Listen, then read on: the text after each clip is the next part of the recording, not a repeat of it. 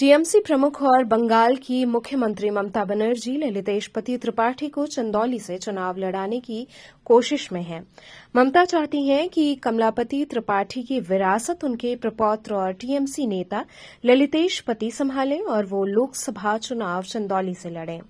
इसको लेकर ममता बनर्जी और अखिलेश यादव के बीच बात हो चुकी है और 2-3 दिन में कोलकाता से इसका ऐलान हो सकता है।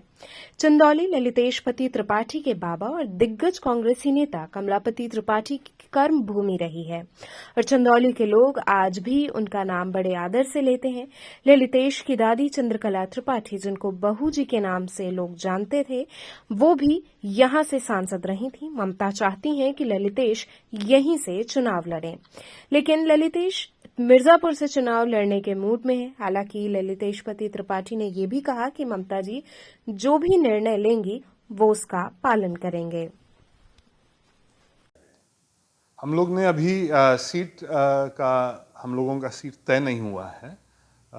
हम लोग की नेता तृणमूल कांग्रेस की राष्ट्रीय चेयरपर्सन और पश्चिम बंगाल की मुख्यमंत्री आदरणीय ममता बनर्जी ने इंडिया गठबंधन की बैठक में अखिलेश जी से ये निवेदन किया है कि अगर आपको उचित लगे तो हमारे पार्टी के भी एक उम्मीदवार उत्तर प्रदेश के इस लोकसभा चुनाव में लड़ना चाहते हैं और अखिलेश जी ने बड़ा दिल दिखाते हुए हम लोगों को आमंत्रित किया और हम लोगों से इस विषय पे उन्होंने चर्चा की थी। जी, तो अभी कौन सी ऐसी सीटें हैं जिसको लेकर चर्चा चल रही है? अब जैसे आप जानते हैं कि हमारे पर बाबा और बाबा दादी सब लोगों की राजनीति यहीं बनारस के आसपास के अन्य जिलों में रही है, बनारस जिले में भी रही है। हम लोग ने अखिलेश जी के सामने कोई सीट का दबाव नहीं रखा है। हमने उनसे निवेदन किया है और आदरणीय ममता बनर्जी का भी ये कहना है कि इस वक्त ज़रूरत है कि कौन भारतीय जनता पार्टी के उम्मीदवार को सबसे कड़ा टक्कर दे सकता है, कौन भारतीय जनता पार्टी को हरा सकता है। उस उम्मीदवार को मैदान में उतरने की आवश्यकता है, उस उम्मीदवार को मैदान में उतरवाने की आवश्यकता है। तो हम लोग भी आदरणीय अखिलेश यादव जी से भी यही चर्चा किए हैं कि जहां से उनको उपयुक्त लगे वहां से हम लोगों को चुनाव मैदान में उतारें। चंदौली, भदोही, मिर्जापुर, बनारस, 4 सीटों की बात हो रही है। अब आप बात करते जाइएगा।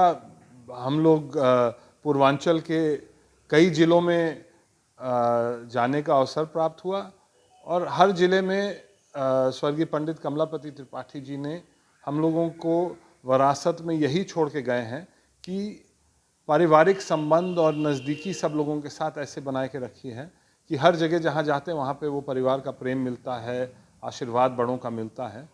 पर स्वाभाविक रूप से और निश्चित रूप से हम लोग ज़्यादातर अपनी राजनीति इन्हीं 3-4 जिलों में ज़्यादा किए हैं। बनारस को लेकर जो चर्चा है कि बनारस में प्रधानमंत्री जी के सामने कोई चुनाव लड़ना नहीं चाहता, तो इंडिया गठबंधन के पास कोई एक चेहरा तक नहीं है कि पीएम के खिलाफ चुनाव लड़े। नहीं, ऐसी बात नहीं है। इंडिया गठबंधन के पास कई ऐसे चेहरे हैं जो निश्चित रूप से प्रधानमंत्री जी को सांसदीय क्षेत्र वाराणसी में कड़ा मुकाबला दे सकते हैं और मुझे ये भरोसा है कि आने वाले दिन में एक ऐसा चेहरा बनारस के लिए तय होगा जिसके पीछे हम लोग सब लग के यहाँ पे भी प्रधानमंत्री जी को कड़ी चुनौती देंगे। जी, ये प्रधानमंत्री जी ने राहुल गांधी जी को अपने निशाने पर रखा और कहा कि राहुल जी ये कह रहे हैं कि बनारस के युवा नशेड़ी हो गए हैं, नशे में बाजा बजा कर रात भर सड़कों पर नाचते हैं, सोते हैं। इसको आप किस तरीके से देखते हैं? उस टिप्पणी में आपने एक हिस्सा छोड़ दिया जो देश के प्रधानमंत्री जी को एक विपक्ष के नेता के बारे में जिन शब्दों का उन्होंने प्रयोग किया वो कहीं ना कहीं प्रधानमंत्री पद की गरिमा को शोभा नहीं देती है। मैं उस विषय पे नहीं जाऊंगा। आदरणीय राहुल गांधी जी ने बनारस के सारे नौजवानों को नशेड़ी नहीं कहा, प्रधानमंत्री जी की ये बात है। और अगर प्रधानमंत्री जी के पास इस तरह की आधिकारिक सूचनाएं हैं कि बनारस में नशा का ये जो जाल है ये बढ़ रहा है, नौजवानों को नशा की तरफ ज़्यादा खींचा जा रहा है, तो उनको इसके रोकथाम के लिए उपाय निकालना चाहिए और इस बारे में भी सोचना चाहिए कि नौजवान नशा की तरफ क्यों जा रहे हैं।